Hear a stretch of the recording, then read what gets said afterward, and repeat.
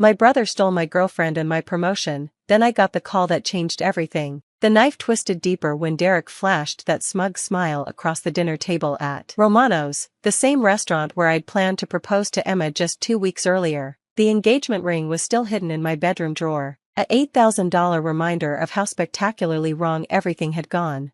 "Better man won," my brother said, cutting into his perfectly cooked steak with the same precision he'd used to slice through my life. His arm was draped possessively around Emma's shoulders, and she, my girlfriend of 3 years, couldn't even look me in the eye.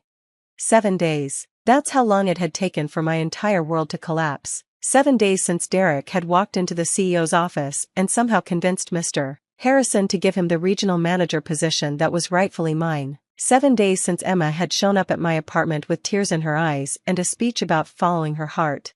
"Ryan," my mother said, her voice carrying that familiar tone of disappointment that had followed me since childhood, "you should be happy for your brother. He's worked so hard for this promotion."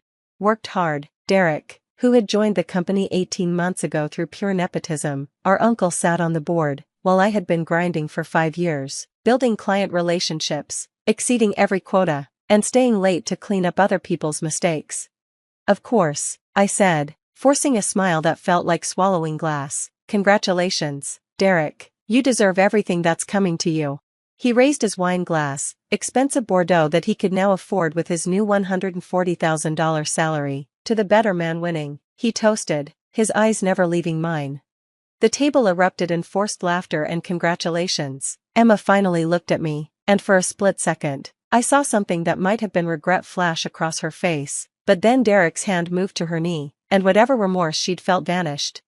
I excused myself to the bathroom, not because I needed to use it, but because I needed 60 seconds to collect myself before I said something that would destroy what was left of my family relationships. Standing in front of the mirror, I stared at my reflection, still in my work clothes from another 12-hour day, my tie slightly loosened, exhaustion etched around my eyes. 32 years old, and I was watching my younger brother claim everything I'd worked for while being celebrated for it. The golden boy who could do no wrong, taking what belonged to me with a smile and a handshake. I returned to the table, finished my meal in silence, and drove home to my empty apartment. The silence was deafening. No Emma humming in the kitchen while she made her terrible coffee. No text messages about weekend plans. Just me, 4 walls, and the crushing weight of being outmaneuvered by someone who had never earned anything in his life. For the next 2 weeks, I buried myself in work. If Derek thought he could waltz in and take over my territory, he was about to learn what real work looked like. I arrived at the office at 6 a.m. and left after 8 p.m. I double-checked every report, followed up on every lead, and made sure my performance was absolutely flawless. The irony wasn't lost on me that I was now working harder than ever for a company that had just passed me over for promotion, but pride is a strange thing. It makes you want to prove your worth even to people who have already shown they don't value it. Derek, meanwhile, was settling into his new role with the confidence of someone who had never faced real adversity. He'd moved into the corner office, the one I'd been promised for 2 years, and decorated it with expensive art and a putting green. His assistant brought him coffee in actual china cups while the rest of us used the break room machine. Emma had apparently moved in with him already. I knew this because Janet from accounting had mentioned seeing them at IKEA, picking out furniture for their new place. The knife twisted a little deeper. It was a Thursday morning, 2 weeks after the dinner from hell, when everything changed. I was reviewing quarterly reports when my desk phone rang. The caller ID showed an extension I recognized but rarely saw, Mr. Harrison's direct line. "Ryan, could you come to my office, please, and bring the financial reports from the Denver project?"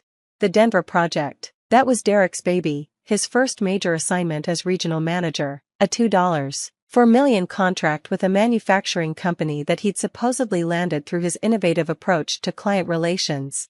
I gathered the files and walked to the executive floor, my mind racing through possibilities. Maybe Mr. Harrison wanted to discuss expanding the Denver model to other regions. Maybe Derek had recommended me for a different position. Maybe this was finally my chance to prove that the promotion decision had been a mistake. Mr. Harrison's secretary, Margaret, looked up as I approached. Her usually warm smile was replaced by a professional mask that immediately put me on edge. "He's waiting for you," she said quietly. "Go right in." I knocked and entered to find Mr. Harrison behind his massive oak desk, but he wasn't alone. Two people in dark suits sat across from him, a woman with sharp eyes and a man taking notes on a tablet. Law enforcement. I'd seen enough crime shows to recognize the type. Ryan, thank you for coming. Please, have a seat. Mr. Harrison's voice was strained, like he'd been having difficult conversations all morning. These are Special Agents Morrison and Torres from the FBI's Financial Crimes Unit. The bottom dropped out of my stomach. FBI, Financial Crimes. My mouth went dry as I sat down, placing the Denver project files on the coffee table between us. Mr. Walsh, Agent Morrison began, her voice crisp and professional. We're investigating irregularities in several recent contracts, including the Denver manufacturing deal. We understand you've been involved in the preliminary financial reviews for these projects. Yes, ma'am, I handled the initial budget assessments and compliance checks for all major contracts. And in your professional opinion, Agent Torres interjected, did you notice anything unusual about the Denver project's financial structure? I thought back to the reports I'd filed 3 weeks ago, before Derek's promotion, before the world went sideways. Actually, yes, there were some discrepancies in the payment schedules and several vendor invoices that didn't match our standard procurement procedures. The agents exchanged glances. Agent Morrison leaned forward. Can you be more specific? I opened the Denver file and spread the documents across the table. Here, I said, pointing to a series of invoices. These 3 vendors, Pinnacle Solutions, Advanced Logistics, and Premier Consulting, they're all billing for overlapping services, and their payment routing goes through accounts I don't recognize in our standard system. Those are shell companies, Agent Torres said bluntly, all 3 of them, registered to fake addresses and designed to siphon money from legitimate contracts. My blood turned to ice as the implications hit me. You're saying someone was embezzling through the Denver project? We're saying someone has been embezzling through multiple projects over the past 18 months, Agent Morrison replied, to the tune of approximately $1.3 million. 18 months, that's exactly when Derek had joined the company.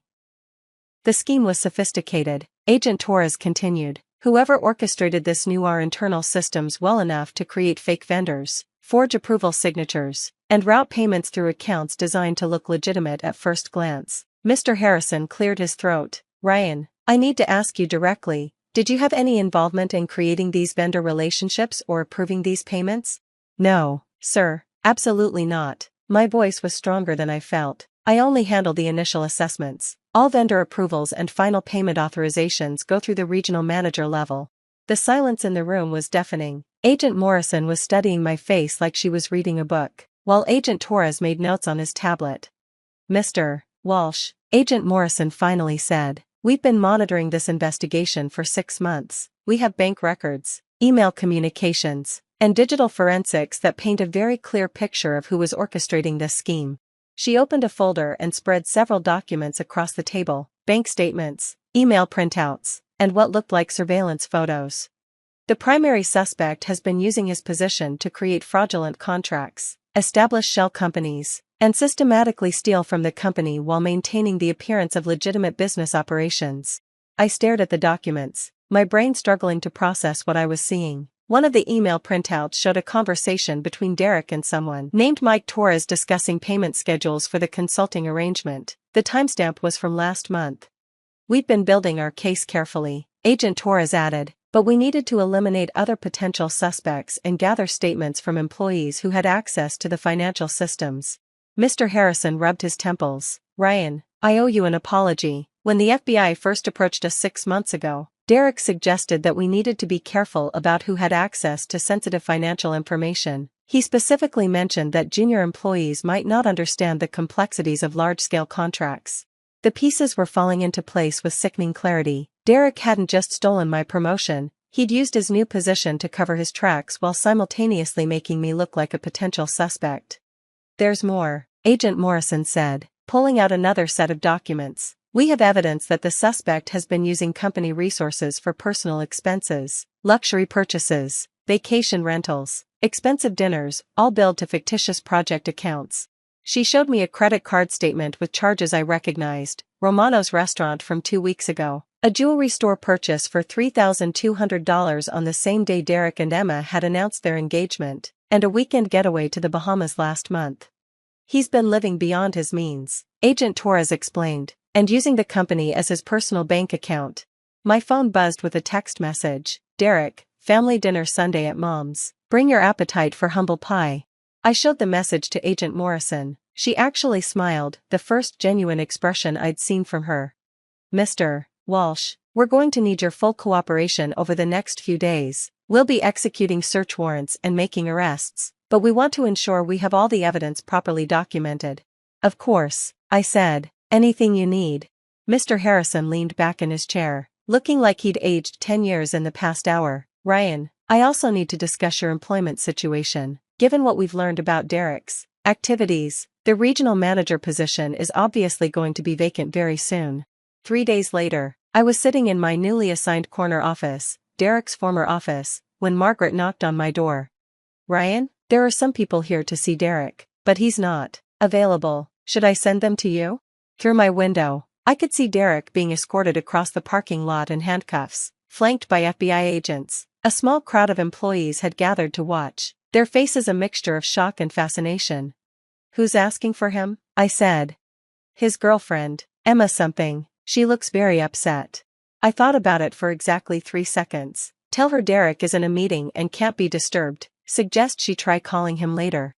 That evening, I was cleaning out Derek's desk when I found something that made me laugh out loud. A business card for a jewelry store with a handwritten note on the back. Thanks for the referral. The ring is perfect for Emma. Mike Torres. The same name from the email printouts. Derek had apparently used his embezzled money to buy Emma an engagement ring through one of his fake business contacts.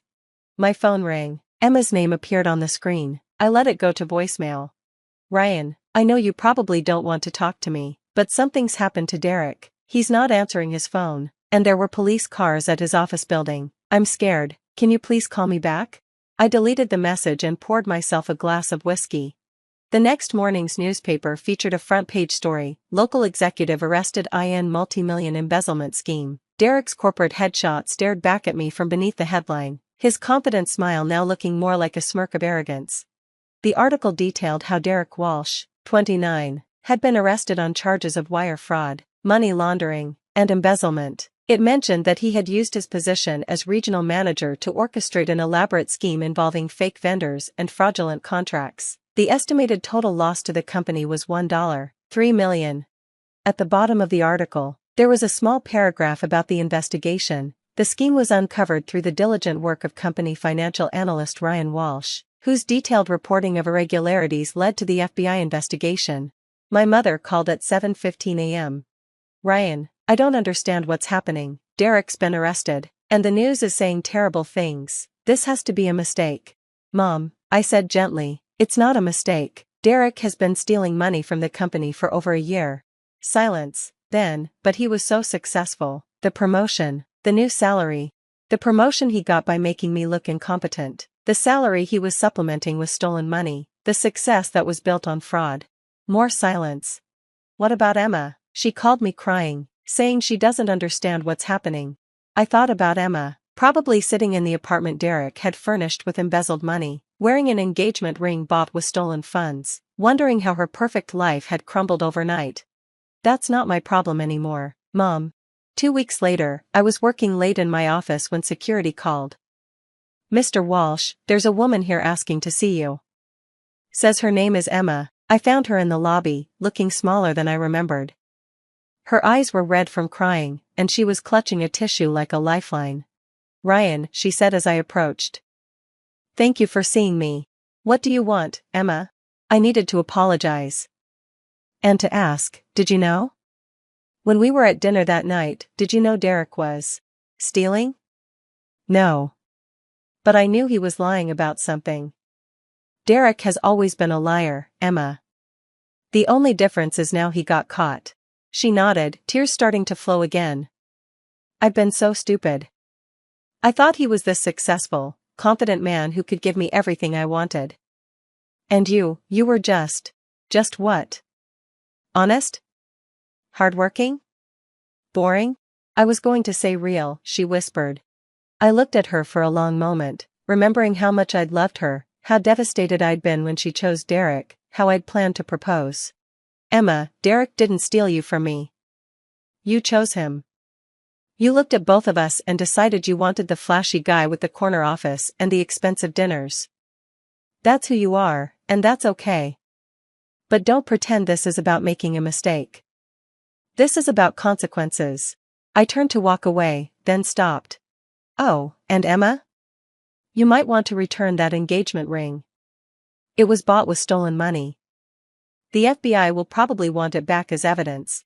6 months later, Derek was sentenced to 5 years in federal prison and ordered to pay $1.3 million in restitution.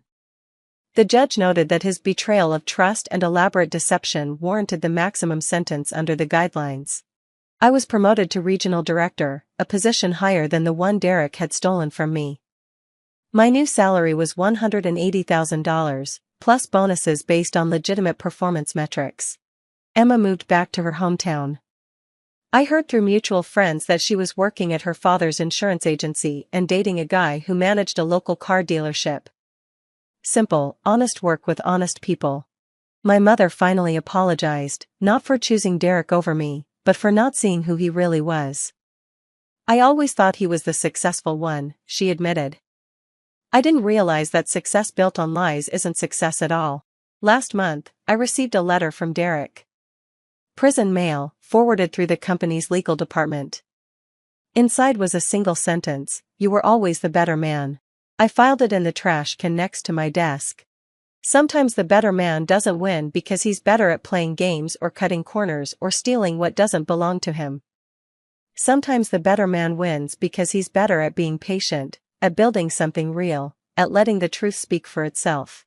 And sometimes, when your brother steals your girlfriend and your promotion, the universe has a way of showing everyone exactly who the better man really is.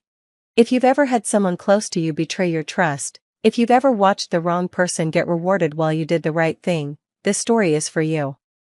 Remember that character reveals itself over time, and the truth has a way of surfacing when you least expect it. Share this story if you believe that integrity always wins in the end, even when it takes a little help from the FBI.